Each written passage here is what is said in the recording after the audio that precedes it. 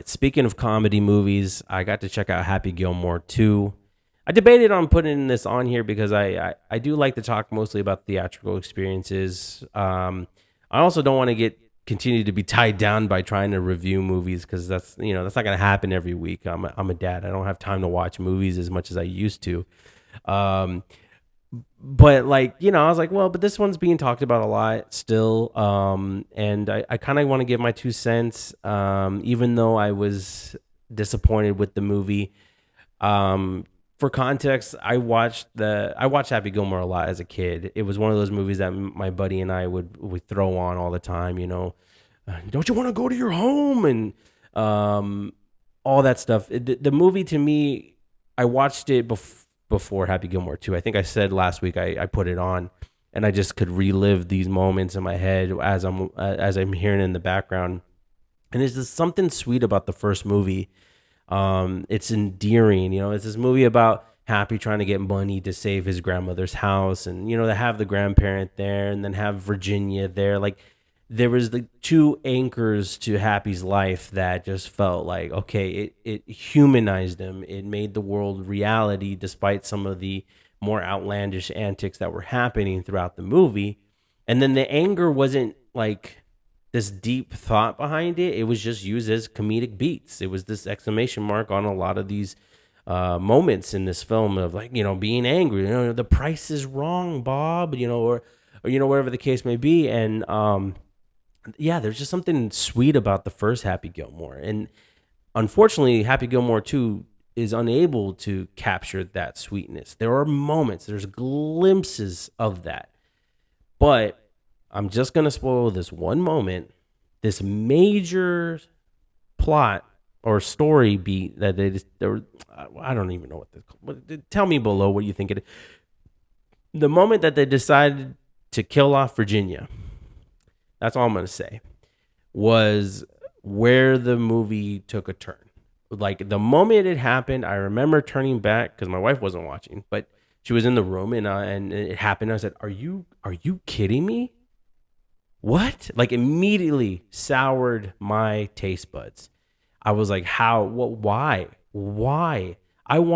That's what I was looking forward to the most, was seeing how their relationship evolved.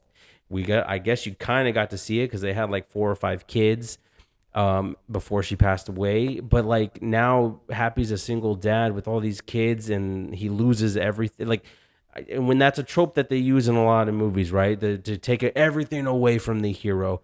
But it's that relationship that I think that could have been the fire behind this movie, and they took that away. And I felt the same way about Once Upon a Time in Mexico when they killed off Salma Hayek. I was like, "Are you kidding me?" But that's a different reason. But like, still, why make that decision? That was a terrible choice. And so I feel like it was so frustrating. I'm not gonna lie, it was really frustrating. As soon as that happened, I was like, "Oh my gosh."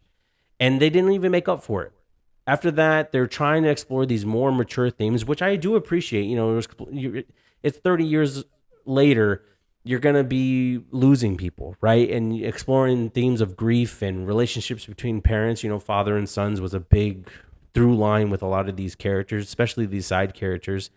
And it's like, okay, I appreciate the maturity in that respect, but man, it's in the middle of this weird, I want to say it's in the middle of this weird ass hurricane of outlandish antics that are happening. It feels like they took Happy Gilmore's happy place, how it's a heightened reality, and instead of and just applying it to this movie of making Happy Gilmore's happy place the heightened like this hyper reality that doesn't feel like it has any justification of existence. Like it doesn't feel like the real world. Like at least the first Happy Gilmore had outlandish things, but it felt like it was in the real world. As silly as it may seem as a hockey player who can hit a golf ball and make it into the majors or whatever, and get as far as he did, that's more believable than whatever's happening in this movie with Maxie and all that stuff that I was like, what? You really guys just try to throw everything you could into this movie to make this movie happen, and it doesn't work. It's a 2-hour zany movie that I was like, who are these characters? They're caricatures, they're cartoons. The only person that's real in here is Happy Gilmore, and Adam Sandler does a good job of being that character again, but he's in a different movie from everyone else. It's like I'm more interested in Happy, of course, because this is his movie. That's why I stuck through to the end. But everything else is like, what is going on here? What? So there was so much that I just was getting frustrated at while I was watching this movie. There's some good highlights though, like the Gilmore and Shooter fight sequence in the cemetery. That was a lot of fun, but it also was like a good, I think one of those moments of like, oh, you understand that there's been a lot of loss here.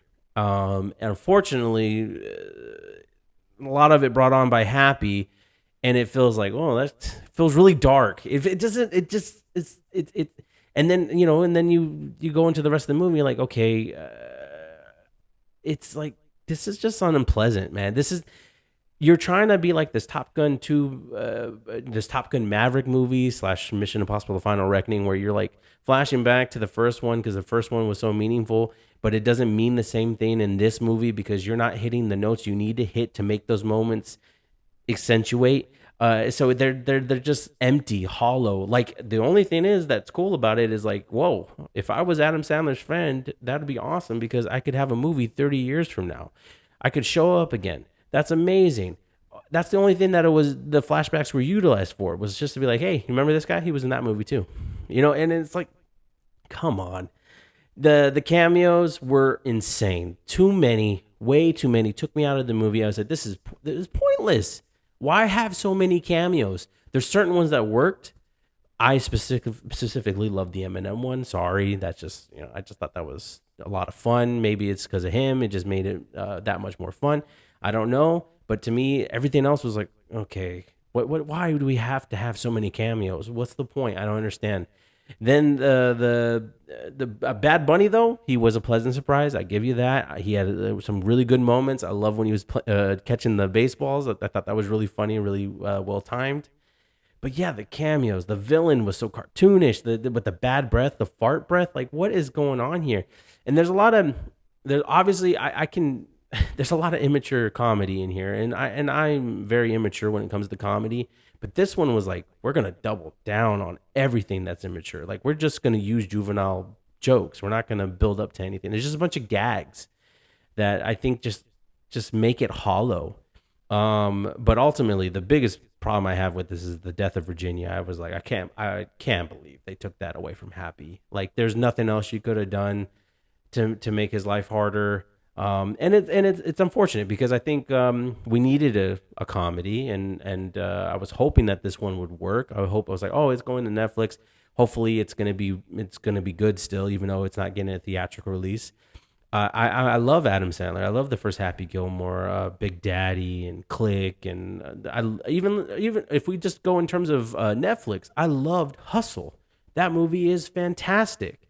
So it just felt like this weird amalgamation of trying to explore these deeper themes in this zany world that doesn't match the tones. So they couldn't find the right balance between the heavy subject matter that they're covering with the whatever antics they wanted to throw in there. So unfortunately, I gave it a 1 out of 5 stars. It just wasn't for me. I'm not gonna bag on it any further. It just wasn't worth the 20, to be honest with you. So if you liked it, that's awesome. I love the first one, and I have the first one for the rest of my life, I guess. So that's the good thing about it.